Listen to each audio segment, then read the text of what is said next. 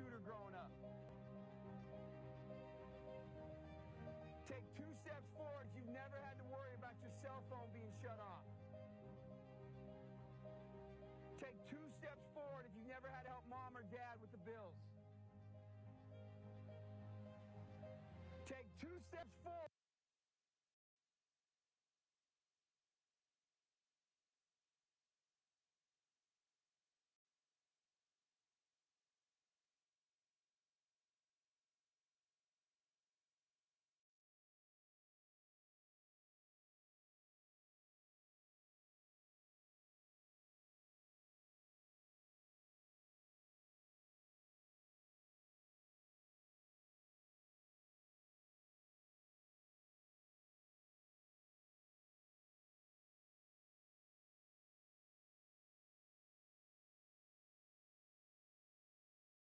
Oh, wow. Is it good? It's good? All right, cool. Hello, hello.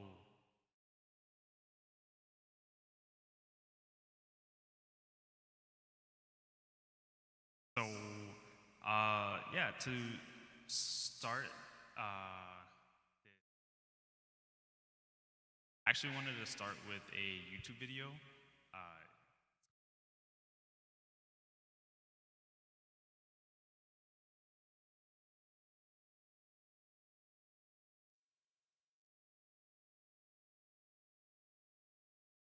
We're about to race. Everybody line up. Shoulder to shoulder. Take off your backpacks. Basketball, line up. We're about to race. And we are racing for a $100 bill. The winner of this race will take this. A $100 bill. Before I say go, I'm going to make a couple statements. If those statements apply to you, I want you to take 2 steps forward. If those statements don't apply to you, I want you to stay right where you're at. Take 2 steps forward if both of your parents are still married. Take 2 steps forward if you grew up with a father figure in the home. Take 2 steps forward if you had access to a private education. Take 2 steps forward if you had access to a free tutor growing up. Take 2 steps forward if you've never had to worry about your cell phone being shut off. Take 2 steps forward if you've never had to help mom or dad with the bills. Take 2 steps forward if it wasn't because of your athletic ability, you don't have to pay for college. Take 2 steps forward if you never wondered where your next meal was going to come from. I want you guys up here in the front just to turn around and look. Every statement I've made has nothing to do with anything any of you have done. Has nothing to do with decisions you've made. Everything I've said has nothing to do with what you've done. We all know these people up here have a better opportunity to win this $100. Does that mean these people back here can't race? No. We would be foolish to not realize we've been given more opportunity. We don't want to recognize that we've been given a head start. But the reality is we have. Now, there's no excuse. They still got to run their race. You still got to run your race. But whoever wins this $100, I think it'd be extremely foolish of you not to utilize that and learn more about somebody else's story. Because the reality is, if this was a fair race and everybody was back on that line, I guarantee you some of these black dudes would smoke all of you. And it's only because you have this big of a head start that you're possibly going to win this race called life. That is a picture of life, ladies and gentlemen. Nothing you've done has put you in the lead that you're in right now. When I say go, On your mark. Get set. Go.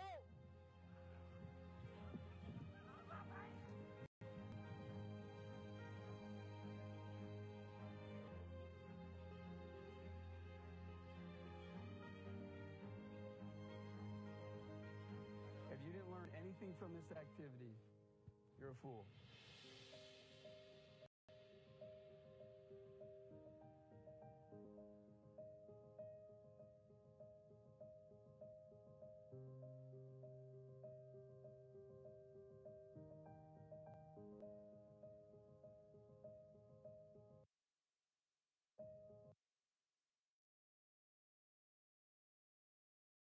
Cool. Yeah. So that video stuck with me a really long time ago, just because like it's super powerful in the message that it's sending across, where we're not given equal opportunities, and each one of us is starting at a different point in our lives where some of us are more advantaged or disadvantaged than others. So, who I am, I'm John, married, going to the VBB, and I think a big part of me is sort of doing these type of lessons just because, like, I just want to help. I think I enjoy learning things, and then I enjoy teaching them. So, when I think about like that equal opportunities video, it like stuck in my head because it was just like a lot of us, we just don't know. We kind of stumble our way into adulthood, and we sort of just try to figure out, oh, okay, like what is a 401k? I have no idea. I don't know what to do with my money. I don't know how to handle this paperwork. I don't know how to do any of this. And most of the time, no one's teaching us. It's just us asking for advice, or us sort of just figuring it out as we go. So I'm someone who's stumbled a lot through this, and I'm just desiring to help. So the goals of this session are to sort of just answer questions that you might have, encourage you to complete some beginner milestones, and then maybe it's just like set a basis for future lessons and content. I made like 2 videos before on financial literacy. If that's something that you have more questions on, you can go check those out. But I know they're like super long videos, so maybe I'll come across with content differently moving forward.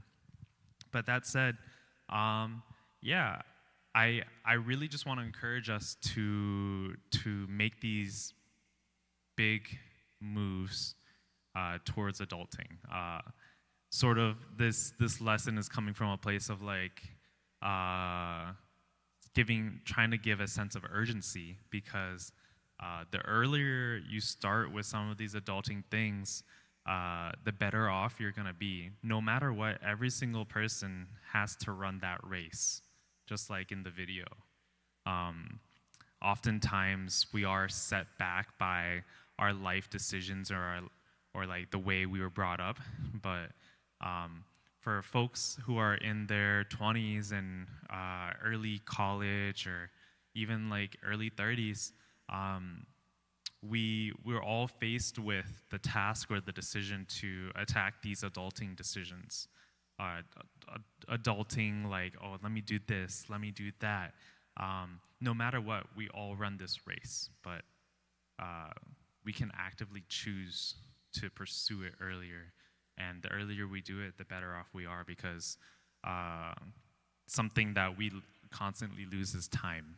And the more time we have, especially because like early 20s, you are younger, the more you can do with that, both financially and just like in preparedness. So that will be the goals. Let's get into it. I'm gonna aim for like 45 minutes of just talking, and then like 15 minutes if there's any questions at the end, or just addressing anything that people might bring up. So yeah, let's go into it. one of the big goals that I want for us to walk out of this is for everyone here to pursue getting a high yield savings account. And a high yield savings account, we're going to go into like money and savings right off the bat. Think of it like, think about if you're working or you have money in any type of form, most likely you have it in a bank account. So think like Chase, Wells Fargo, PNC, something like that, Bank of America. You have your money somewhere. And oftentimes, you'll have a checkings account, which is like sort of the main spot where you're pulling money out of and putting money into. And then you might have a savings account. And that savings account is oftentimes, you see savings, you're like, okay, let me put my like savings in there. So something unique about savings accounts specifically is they give you free money. The more money you have in a savings account, the more that bank will give you. So specifically with brick and mortar banks like Chase, like Bank of America, so they're generally around like 0.01%. What that means is like if you put in $100, after a month they will give you 1 cent. If you put in like $100,000 after 1 month, they'll give you $10. It's little money, but it's free money. So why I'm stressing all of us to have a high yield savings account by the end of this, or even by the end of the week really, is one, it takes like 10 minutes to make an account. You just make an account online. But two, you can go from that 0.01% from your regular savings account to something that's like 3.5 to 4.5%. And throwing numbers at you is like, okay, like John, what does that mean? So let's be practical here. If I put $100 into a high yield savings account, I would get, let's say, $4 back. That's 4%. Versus like my Chase savings account, if I put $100 in there, they give me 1 penny for the month. Now, honestly, $4, that's nothing. That's not even a boba nowadays. But let's increase the number, right? Let's say one day you're running into money. Maybe you saved up, maybe something happened, and now you have $100,000, right? $100,000, if I put it into my Chase savings account or my Bank of America savings account, after 1 month, they will give me $10. $10 for $100,000. Versus if I put it into like a high yield savings account, which will do the same thing, but they give 4% back, that would be $4,000. So when you're looking at the percentages and you're like, okay, $10 versus $4,000, that's a huge difference. These percents matter. So in the grand scheme of like free money, you want a high yield savings account, even if you don't plan on doing anything with your money, because if it's sitting there, let it work for you. At the end of the day, through the years and years to come, most of our wealth should be working for us rather than us working for our wealth. Very typically, as we get older, like our bodies die out, our backs start to hurt, our hands start to hurt. Think of like Vietnamese parents doing nails, like their hands start getting slow and like unstable, and like that's working for your money. But there's a world where you have your money work for you and work faster than you can. So that's the goal, and the very first spot is setting up that high yield savings account. You can go online, you can look up like what is the best high yield savings account, and I'm sure you'll find something. But literally, it's 10 minutes. And if there's one thing that you get out of today, I hope it's that. Go open up a high yield savings account, put your savings in there instead. In terms of like money and like where you put your money, like because you probably want money in your checkings and then in the high yield savings. Just you can kind of figure that out on your own. But ultimately, have the money in your checkings to pay for the things you need to pay for, like your credit cards or your rent or whatnot. and then everything else should sit in your high yield savings account. Let that grow for you. Yeah. Let's see. In terms of like big scope of things, in terms of like money, a big adult thing at the end of the day is budgeting. And I know like budgeting, that sounds disgusting. Practically speaking, like I spent years myself just working, and I didn't budget. I knew that I was making more than I was spending, and I was like, that's good enough. And that's not bad, honestly.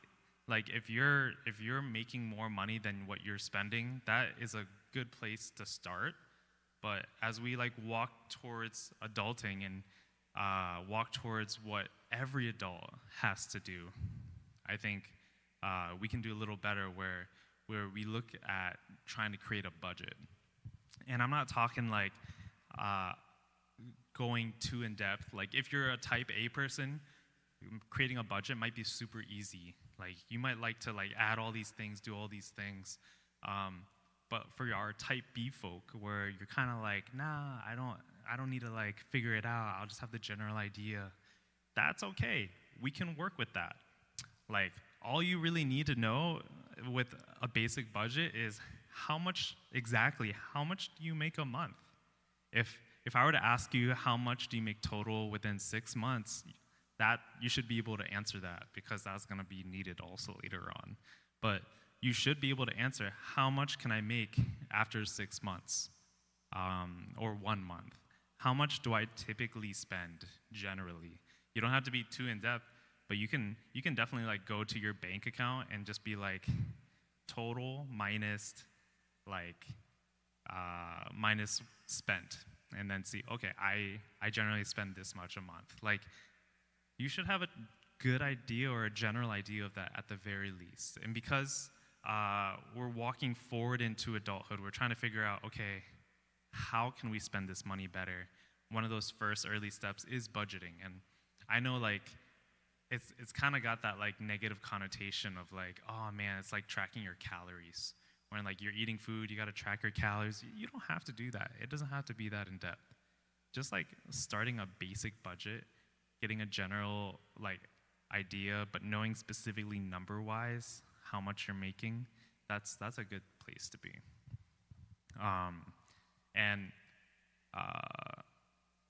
That sort of leads us into a world where moving forward, our budgets are important, because as we start to budget, as we start to save, naturally we're going to want to spend. And, you know, where we are in life, I think like the 20s is kind of like, you're kind of figuring out what you want. You kind of spend more frivolously. I did, you know, I think for me, like a big thing was like Pokemon cards. I bought a lot of Pokemon cards, especially like during COVID. And like it's was it the best financial decision? I don't know. But it was, I think that's just normal in your 20s, is you want to spend money on things. You want to finally buy things now that you have money, versus like whenever you're a teenager or a kid where you couldn't do what you wanted. But as we like move forward and forward into, excuse me, as we move forward and forward into like planning and adulting, we get into the fun topic of like credit and credit scores. So credit is, I just want to talk about that a little bit, because it's actually kind of a big part of our society. It's a big part of how we handle money as a society. Think of like, we go into college, we're in debt. We go to buy a car, now we're in debt. We buy a house, now we're in debt. You want to start a business, you might get a loan, now you're in debt. Our whole society is kind of built on being in debt. And credit is a part of that. Credit, all that is at the end of the day, is it's sort of a number that describes how good you are at paying off your monthly payments. if you have a low credit score, it's because you weren't very good at paying your monthly payments, or you were falling behind, or you missed a payment, something along those lines. Versus like maybe you'll have a higher credit score. It shows like, oh, you've shown a history of paying back things and paying them on time. It's sort of like a number that shows, okay, this person's good at paying, good at being in debt. But practically speaking, we're like a society built on debt. Everything we want to do, most of the time, we have to be in debt to get it. Now, in my financial literacy talk, I talked about like the freedom of just being out of debt, the freedom of no more student loans, no more car payments, maybe no more house payments. When your money is just working for you rather than against you, the credit seems so much more worthwhile. Let me give an example of like how debt works in our country. Let's say I want a new car. Maybe my car is beaten up, or maybe my car is just like an older style and I don't really like it that much. And I want a new car, and I see one. Maybe it's like a Honda Accord, or like maybe I don't know, some like Hyundai, something nice, where you're like, okay, 30K for this car. Oftentimes, you don't have that 30K in cash. You can't buy that car right away. So you have to take out a loan. Now, whenever you take out a loan, someone is loaning you the money. Someone's saying, okay, Jerry, here is $30,000, but let me look at your credit score. Let me see how good you are at paying back money over time. And let's say I have a fantastic credit score. Let's say I'm like 700, 800, somewhere within that range. I have a fantastic credit score.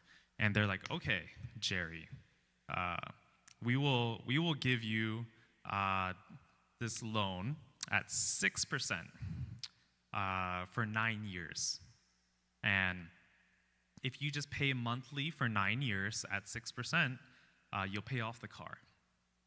Now, if we do the math on that, the compound interest of the payments to the car isn't actually 30K. The funny thing about debt and the funny thing about percentages when it comes to math and comes to finance is that let's say you start at 30K and every 6%, it goes up 6% a month or 6% a year. Let's say in this case 6% a month. It just keeps going up. So instead of 30K, after a month, it's up 6%. After another month, it's up another 6%. And that keeps building up on itself. So what we kind of get is instead of paying 30K, that number slowly rises up like a parabola. If y'all remember math class, it goes straight up. Now, that might be a little confusing. Let me just give you a straight number. 9 years, I buy a car for 30K. At 6%, that car is now worth $51,000 instead of 30. So that means for 9 years, because of this percentage, it would cost me an extra $21,000 to buy this car. No longer am I paying just $30,000 right off the bat, but I'm paying another $21,000 just due to interest alone.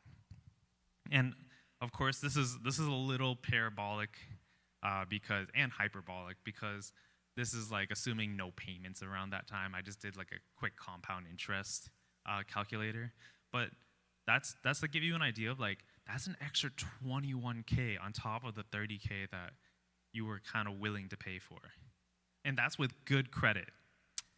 Now let's talk about bad credit. Let's say you missed a few payments. Let's say you weren't really good with your credit card, and your credit score is lower. I don't know, like 400, 500 maybe? I don't know. maybe the loan officer, he's like, okay, we'll give you 30,000, but instead of that 6%, we'll do it for 9%.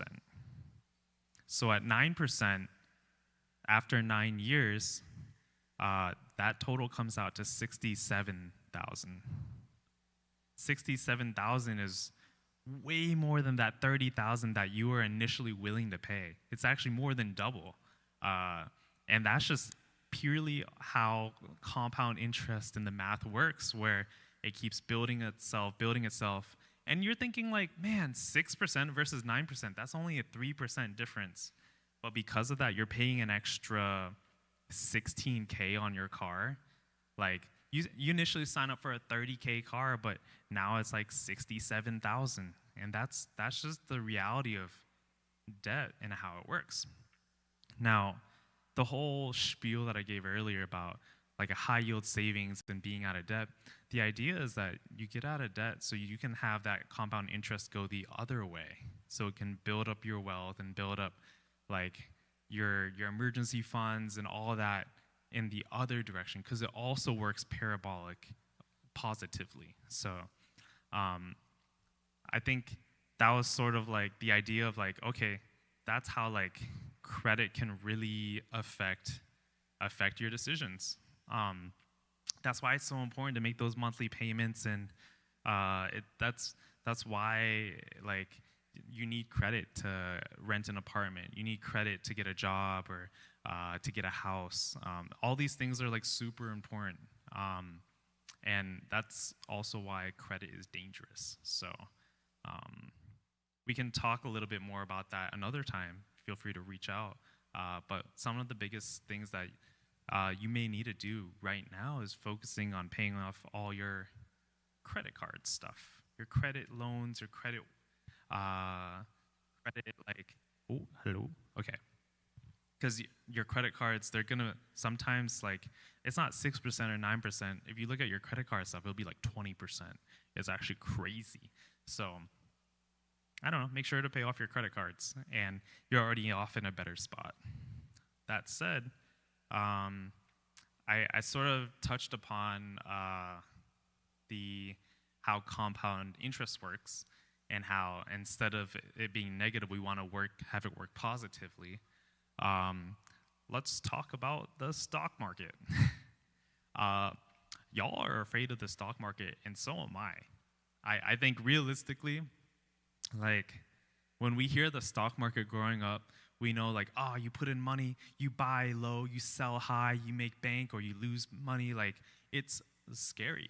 I remember someone once told me that they were saving money up to buy their child a car, and they had enough money for one car, but they wanted money for 2 cars. So they put that money into the stock market, and then later they lost it all, and then they couldn't get any cars. And I was like, oh man, that is terrifying. I never want to deal with the stock market. But I think very practically speaking, if we're looking towards retirement, if we're looking towards personal wealth working for us, remember that thing that I said earlier about like having our money work faster than we physically can work, it's going to be in the stock market. And I know that's scary, but we can do it in safer ways. There's proven historical methods of growing money in the stock market, and it won't always look good in the immediate.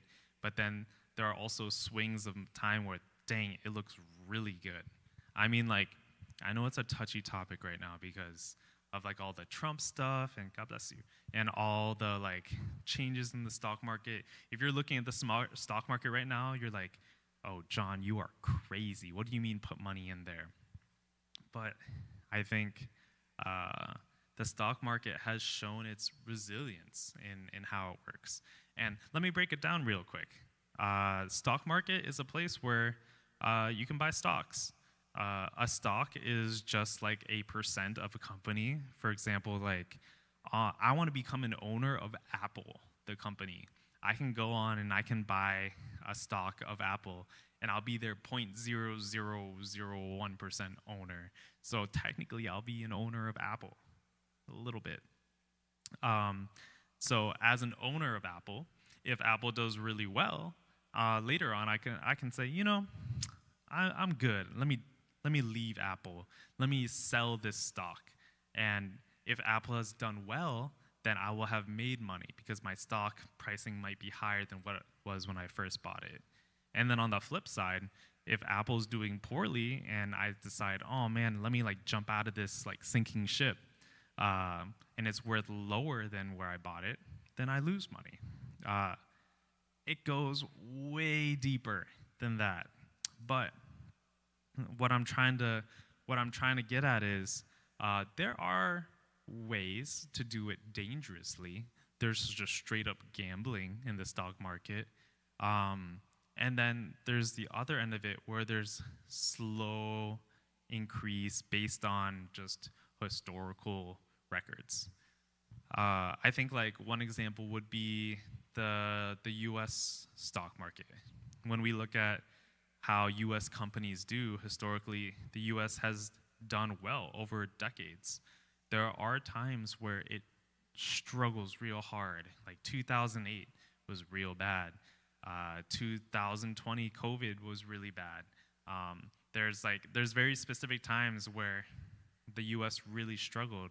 But for the most part, if you're willing to bet on the U.S., on all the companies in the U.S., you can buy a piece of each company, and that's through an index fund. And we can talk through that, or you can go through the financial literacy videos, or just look up like what is an index fund on YouTube, and you'll get a better idea. But there are ways where you can buy like a whole market and just get the increase from there. And why I say this is like, if you are doing like a 401k or 403b or IRA or HSA, if you've heard any of these because you just got a job and you had paperwork where it asked you about these, this is for you. Those are all things where you put money in and you let it grow in the stock market. And for years, like I will say personally, for years, I didn't even know what they were while I was working. I remember I signed up for my first job, and I was asked, like, how much do you want to put into your 401k? And I was like, I don't know. I asked my dad, and he was like, I don't know, whatever you want. And I think he ended up telling me just 10%. So I put in 10% of my salary into this 401k that I didn't know anything about. But all it was just my company taking 10% of my money that I've made and just putting it into the stock market and letting it grow. And it's my money at the end of the day, but it's for retirement. So that's the general idea behind like a 401k, 403b, or like an IRA. And these are all things that like what does IRA even stand for? Individual retirement account, or like 401k, 403b. These are all scary things. Like they are, and I'm here with you, and I'm walking along with you. That we trying to just explain like, hey, they're just places where you put money so that one day you can retire. And I think a big point of that is like the question, why do you want to retire, or how do you want to retire? I think back to how, as a second-gen Vietnamese American, my parents came and they didn't necessarily have the same opportunities. Their retirement will look different from my retirement, and it's because they propelled me forward to try to just put me in a good place. If we take our money and we are able to retire well, what that means is that our kids, they won't need to take care of us as we grow old. That means we're able to take care of ourselves. That also means that we can, as adults, as we're focusing on taking care of our parents in their old age, after all the opportunities that we give them, we can also help our children someday. And this is crazy, like you're probably like, John, I'm like 18 or 20, like 22. I'm not thinking about kids. I'm not even really thinking about my parents. And that's okay. That's okay. I mean, at the end of the day, like talking about finance stuff, talking about personal life stuff, this is all just to prep us for the future. And sort of like that equal opportunities video that we played at the start, all it is just letting you take those steps forward and forward so that you can finish your race well. At the end of the day, even if you ignored all this and you're like, yeah, it sounds good, and you do nothing, like that's okay. Your race will still be the same race. It's just the earlier you do it, the more head start you can get in that race. So, yeah, we talked about the stock market. We talked about credit. We talked about a high yield savings account. Let's talk about your getting a job experience. Some of you or many of you are like in the process of getting a job, or you just got a job, and you don't really know all this paperwork that's coming in, or even just like before getting a job, right? Like, how does a resume look? How does the interviewing process look? I think that's something that I'd like to like go more in depth in later. But very specifically, when you're job applying, you're looking to get your foot in the door if you're early on in the process. And then if you're later on in the process, you're just looking to find a good fit. Remember, when you apply for jobs, you're looking for a good company as much as they are looking for a good candidate. So it's a two-way agreement most times. But not all job markets are the same, and oftentimes we'll find ourselves just getting our foot in the door.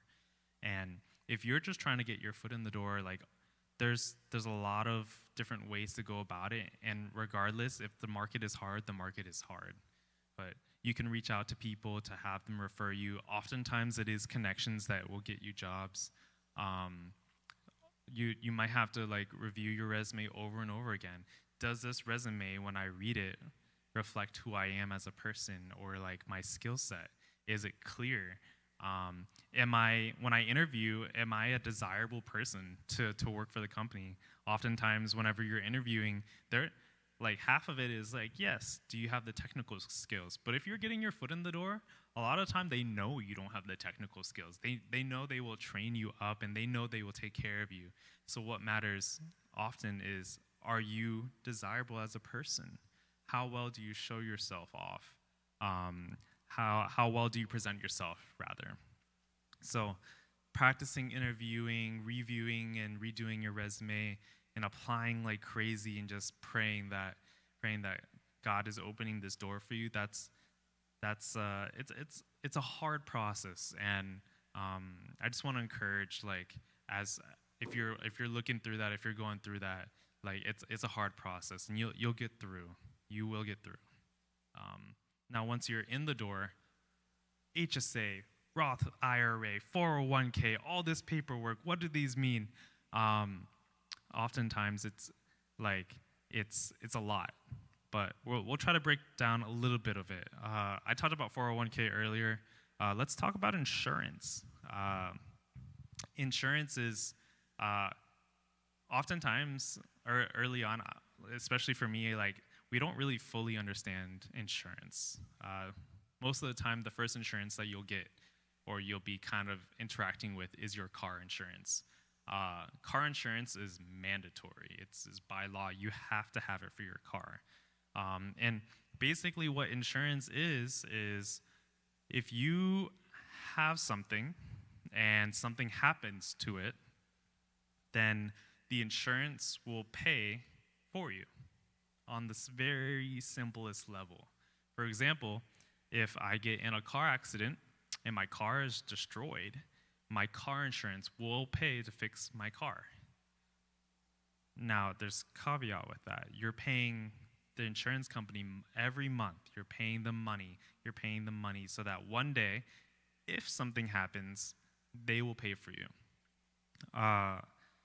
Insurance is it's what it means. It's like the word insurance is if something happens, we got you, but it's expensive. You're paying for something to take care of you if something happens.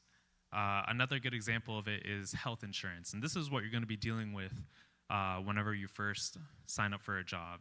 The question is, do I even want health insurance? If you're young and in your 20s, especially like early 20s, you might say no. I've heard a lot of people say no. You could be on your parents' health insurance, or you could be looking for your own. But health insurance can be good though, because what you're doing is you're paying every month out of your paycheck. You're paying for this health insurance where you can go to the doctor, you can get checked up, you can go see like specialty things like, oh, I have this going on with me and I need to get this checked up. But if you don't find a need for that, then you could save money without going for health insurance. I don't know, it's up to you. But I think as you get older, the weight of health insurance becomes a lot more important because, with age, a lot more things go wrong. So I think if you're going onto the job and you're like looking at all these paperworks for insurance, honestly, like look at it and say, okay, do I need this? Vision insurance, do I need glasses? Have I gotten an eye checkup? Maybe it's worth getting for like an extra $8 a month. Dental insurance, getting your teeth checked, that your health is important, But at the end of the day, insurance can be expensive, but it can be very worth it.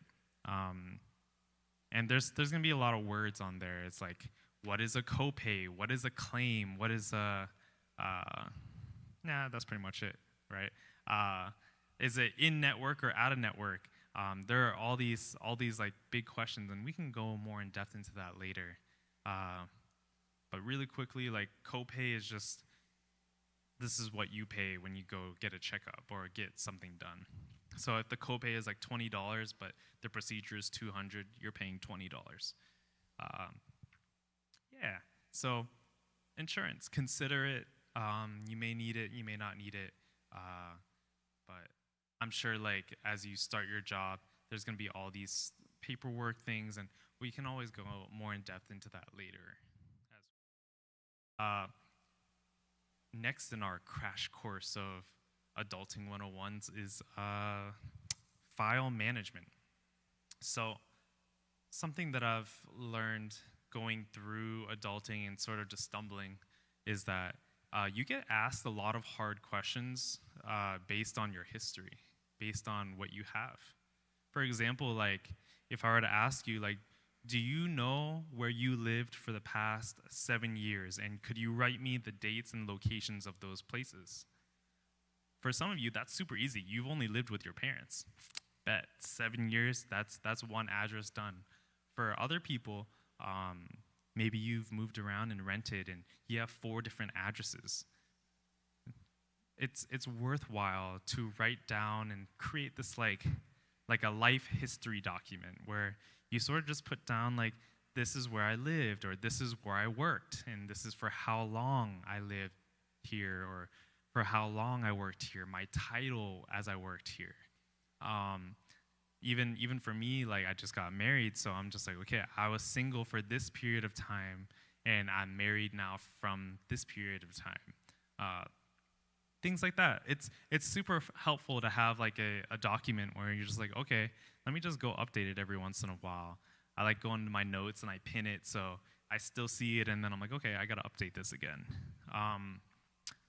There are times where you're gonna be asked for important paperwork. For most of our lives, our parents have taken care of our paperwork, like your birth certificate, your social security cards, your insurance paperwork, all these, or life stuff. Like these important paperworks, at some point, we have to take charge of them. We can't have our parents take care of them forever. And what that means is we need a place physically where we can store these documents, and we need a place online that we can store these documents. For me, I use Google Drive, and I'm super type A, so I have like 2023 taxes, 2022 taxes, all password encrypted, all this stuff, and like that's super cool. But if you're a type B person, honestly, just throw it all in one folder. Like, just have it somewhere that you can keep.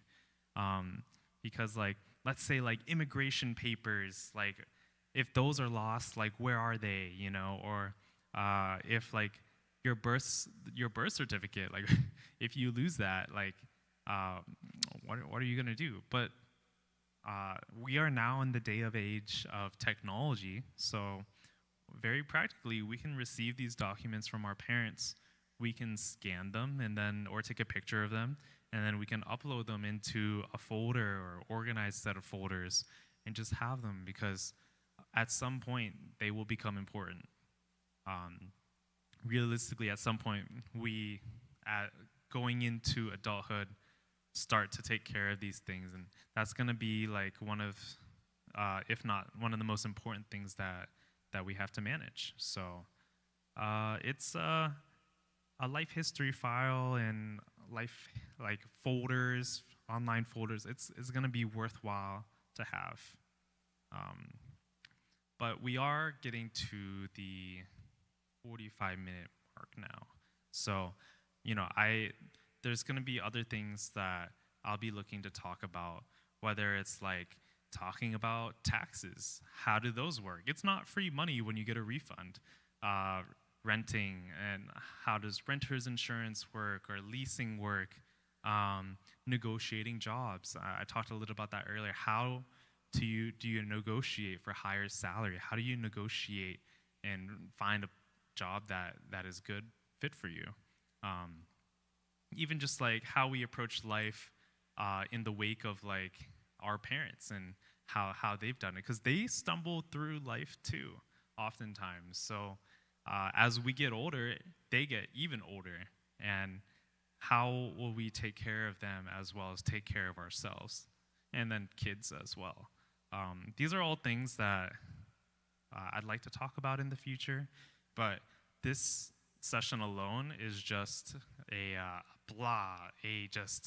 just let me just blah all these like adulting 101 tips at you and sort of just get you going. But remember, like, you don't have to do everything at once. It is a lot. There are a lot of things. Adulthood is just a lot of things thrown at you all the time, and you kind of just work through it. Ask for help, It's a skill that you sort of just build with practice. And you don't have to do it alone, You ask questions, you stay curious, and you just try to protect yourself, because at the end of the day, like, the world around us is kind of scary. It's full of sin. So we're just trying to grow up well and become some solid adults. So, if you tuned out, and if you're sort of like, okay, this is so much, where do I even begin? Let me give you some action items. Let me just have you dial in for this 1 minute, if anything. Go and open a high-yield savings account if you do not have one. That is number one. Literally just open a high-yield savings account. 10 minutes. Go to Perry and ask him for his Wealthfront link or something. It's 0.5% or something extra. Or, open whatever one that makes sense for you. Check your credit score. You can check through a credit card. Oftentimes, they give it to you for free. Check your credit score. See where you're at. It's not a scary number. It's not scary if it's low. It always builds up, but it takes forever to build up. So work at it. Create a simple budget. Literally, at the very least, how much I make, how much I spend, what do I want to do with my money? That's it. You can please go in more in depth with that, but at least that. Start a life history file. Where have I lived? Where have I worked? Where did I go to school? Dates to them, each and every one of them. Because whenever you're doing your taxes, whenever you're doing paperwork, signing up for stuff, you will need it. Research how you feel about retirement and how you want to handle your money moving forward. It's Pokemon cards are a great investment, but so is your future. And you could do both. But, look to your future. And then finally, learn to use a calendar well. Whenever I was younger, I was really good at remembering things. I remembered everything. I took care of all these like important things I would remember. But as we grow older, we get overwhelmed. And I think that's a big part of adulthood is just you have so many things going on. You have so many things to think about, and things will fall through the cracks. If you don't use a calendar or have some way to try to remember things, it's just too hard. So your memory will fail and you will fail, but a calendar will keep it all. So start a calendar if you don't have one. But that said, this was a lot today. I threw a lot at you guys. It's a crash course for a reason, and I'll be open to questions, and I'm always looking just to help people. And feel free to reach out to me. I'm also probably going to change how I do the content in the future too. So back to you guys on that. But thanks for just showing up today, watching this video. You are already ahead of the game for caring. Thank you.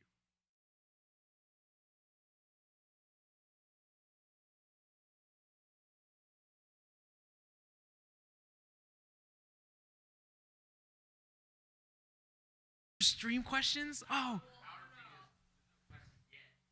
okay. Oh, bet. For those of you on stream, are there any questions, specific questions, or even general ones? Because I could answer them now. But if not, that's okay. Because I can always answer in person. Okay, I'll give it a minute. Yeah.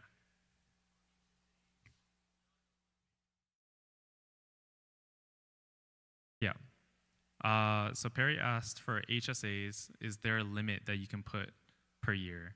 And there is. An HSA is a health savings account. And it can come with your job health care or a separate health care if you get it. But an HSA is probably the best way to put money towards retirement. It's so good because it's like triple tax advantaged. We hate taxes here if you're growing your money. So an HSA is amazing for taxes. And like the way that it comes across is like it'll be like, hey, like you put money in here and then it'll be used for paying for medical problems. But because it's so good for taxes, most people tend to put money in there, invest it into the stock market, and let it grow, and then instead pay for any like health-related things just with cash outside of that.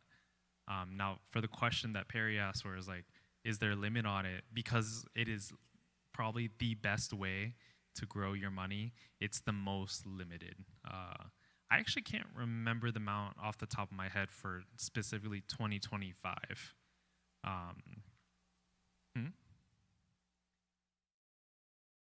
I remember at some point it was like 1,000 something per year.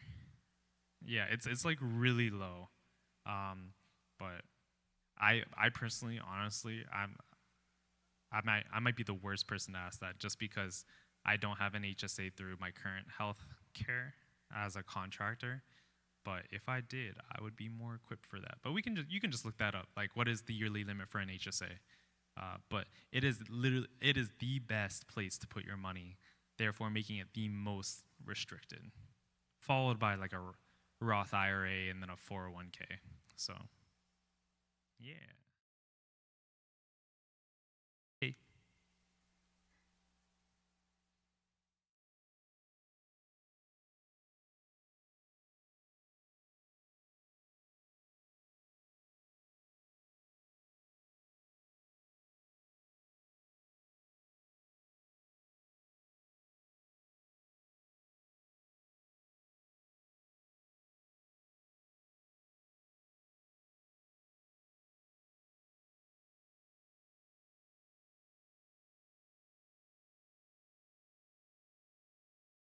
Ooh, okay. So Julius asks, how do you compare finance management as a single versus as a married couple? Um, that is actually very specific per couple. It's often something that you figure out in your premarital or marital counseling, because just practically speaking, like everyone comes from different backgrounds financially. Some people grow up like with more frugal living. Other people come with more plentiful living, or all types of financial backgrounds. So oftentimes, that's like something you kind of figure out together. You could have like one joint bank account that like the two people put everything in, and like with that, like a joint high yield savings or a high yield savings tied to one person that they both contribute to. Um, you could also like, I've seen people just do separate bank accounts. Uh, I think I think it's a hard question to put a firm like this is what people should do, but I think like for us Christians, it's a little easier with the mindset that like when we're married, we we are to become one, so one cannot become two, and with that you can manage your finances however a little easier with that in mind. Yeah.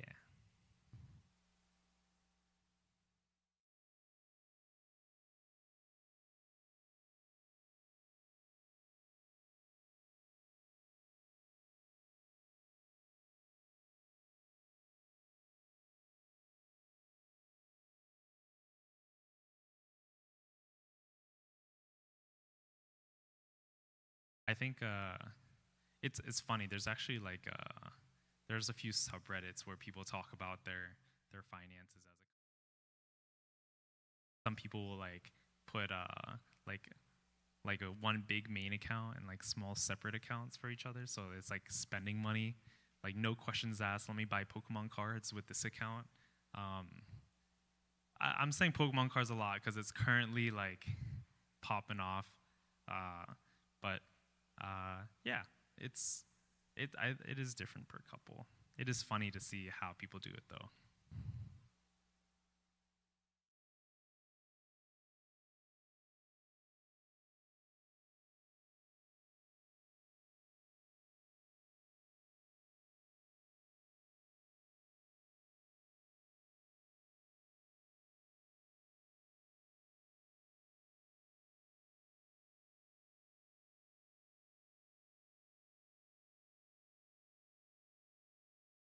Okay, perfect. So Kayla asked that uh, the job offer or job interview that she had today was offering a 401k with a 3% match, and just asking what that means. That is free money. That is straight up. If you get that job, that is free money. And how it works is with a 401k match, uh, if your company is offering, let's say, 3% in this case, they're saying, hey, Kayla, if you put 3% of your income into this 401k, we will also match you and put this money to you in your 401k. So let's say like 3% would be like $500. If I put $500 into my 401k, then the company will say, here's a free $500 also in your 401k for you. So one of the best things to do when looking at companies is trying to figure out what that match is and getting that match, because it's just straight up they're just giving you money for you interacting with your 401k. Does that make sense?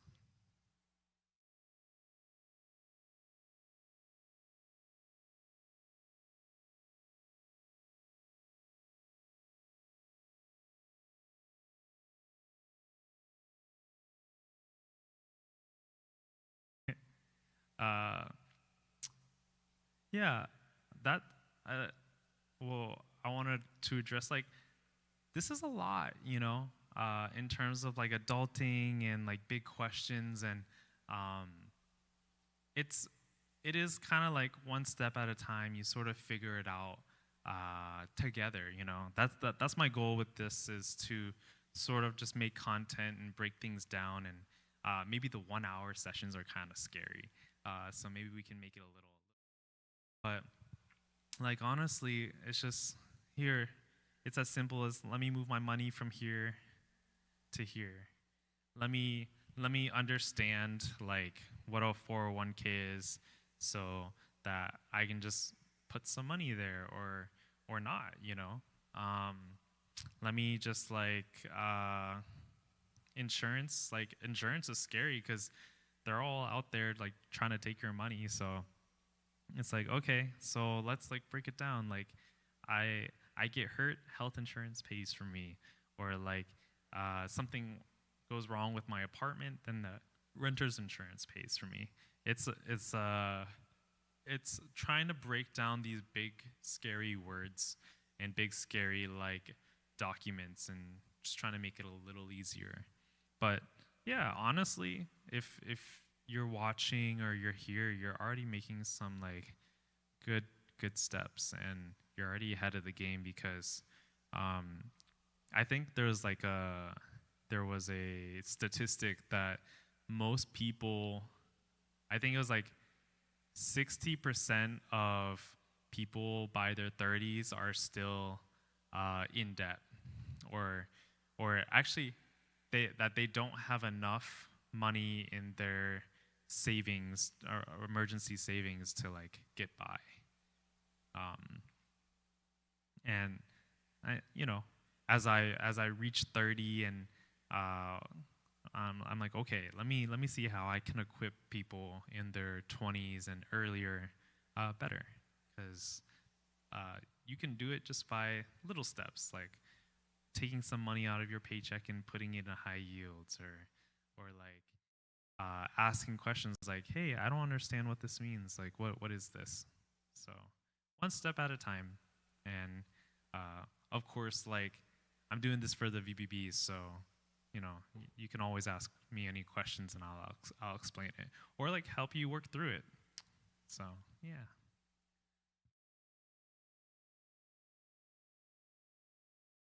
Oh, cool. So yeah, Nancy asked, like, I mentioned Pokemon a lot, and this question is for people who are investing in the hobby. What are some advantages of investing in Pokemon and disadvantages? Oh, it's a fun one. So okay, let me be real here. Pokemon can be a great investment. So can baseball cards, so can bonsai trees, so can practically anything that people are willing to spend money on. It's going to be honestly the same as investing in the stock market as you are in Pokemon cards. The way that you choose a Pokemon card and you're like, I think this one will be a PSA 10, or I think this one will be worth a lot of money.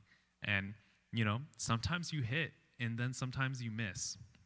So investing in Pokemon is the same as investing in the stock market, where you want to like diversify, you want to like try to like choose different things and hope that they will grow.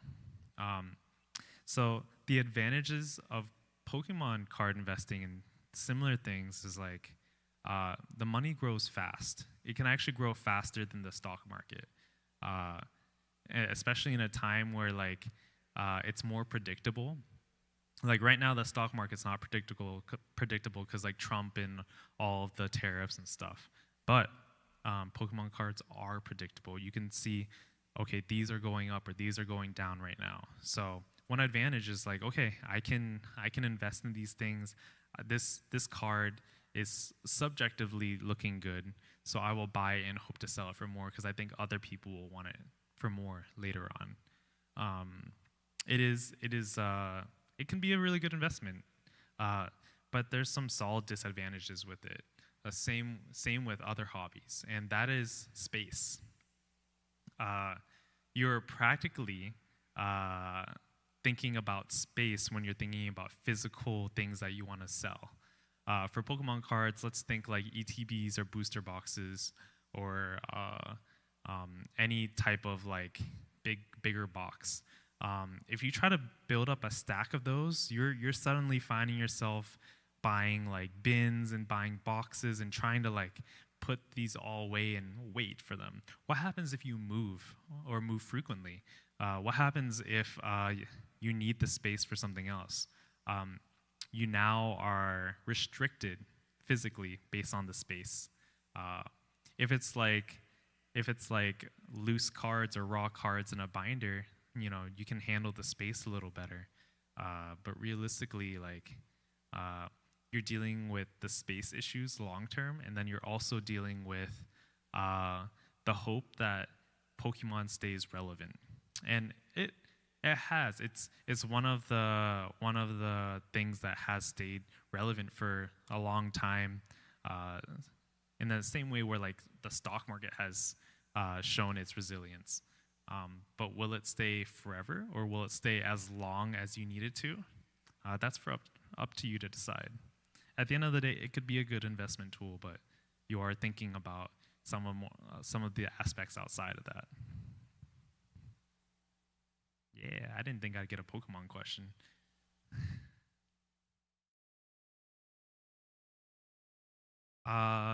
Someone with no income, are there ways they can start investing? There are. It depends on where you see your skills and how you can generate income at the end of the day. I think by nature you can't invest without some money, so you need some money to invest, but you can always start with something and grow that into something very worthwhile. Even just like, let's say you make like a YouTube video and you generate like $100 or $50. You can take that $50 and go buy Pokemon cards. You can put it into the stock market. You can do things that are more volatile to try to grow it quicker, and in that way you can invest it. But practically speaking, like the rich get richer, and if you're starting with a smaller base, it'll take more effort for that to grow than if you're starting from a big base. That's why if you ever YouTube like financial advice from like people on YouTube, they'll say like, oh, getting to your first 100K is so important because after that it's so easy. And like it's because it'll take you like 5, 10, 15 years to get to 100K, but your next 100K will take like I think it was like 4 years, and then after that your next like 400K, it just like doubles very rapidly. So the more money you have, the bigger base that you have, the faster your money will grow. So the first thing to do if you have no income is put your skills to use, your talents to use. Try to see what you can do to make money.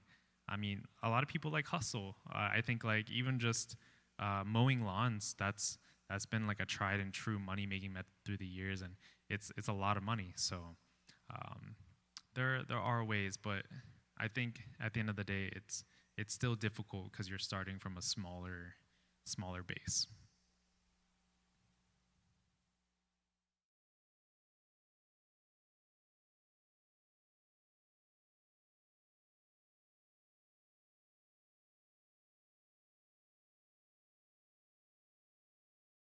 Hey.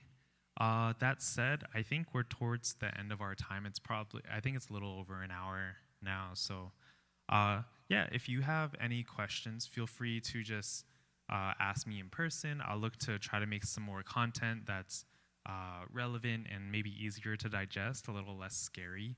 I was thinking about, I'm like, okay, maybe the crash course is still intimidating, which is totally fair. So we can make it into like bite-sized content that's a little easier to digest. But that said, thank you for watching if you've gotten this far and coming, and hopefully I can see y'all grow in your adulting and independence and finances. So yeah, thanks for joining.